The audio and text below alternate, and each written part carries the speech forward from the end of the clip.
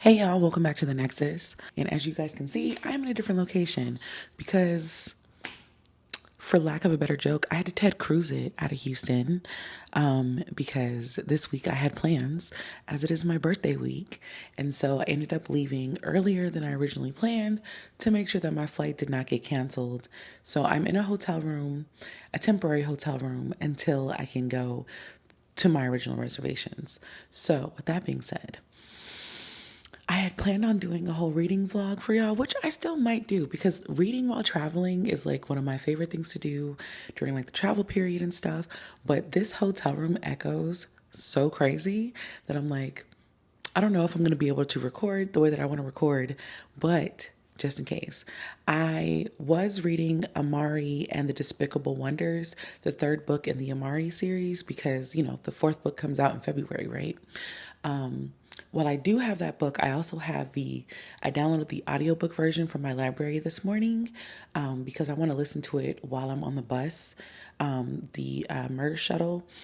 I cannot read and ride in like a car or a bus. I get extremely car sick. So for that, I have my the audiobook. However, as far as the actual audiobook that I was listening to in the airport yesterday, I started Deep as the Sky, Red as the Sea by Rita Chang Epic.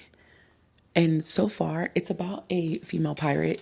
Her husband dies, and so I'm at the very beginning of this audiobook where we're trying to figure out, is she still going to be able to have control, or is her heir going to or is his heir going to like strip her of all of her rights or whatever. I was recommended this book by somebody in Barnes and Noble years, like a year ago, I think, around the time that terrible Fourth Wing book came out. He recommended me this because I think I've said this before. I like pirates. So there's that. Also, my Kindle. So on my Kindle, I'm actually reading Magic Dark, Magic Divine, Warrior of the Divine Sword by AJ Locke.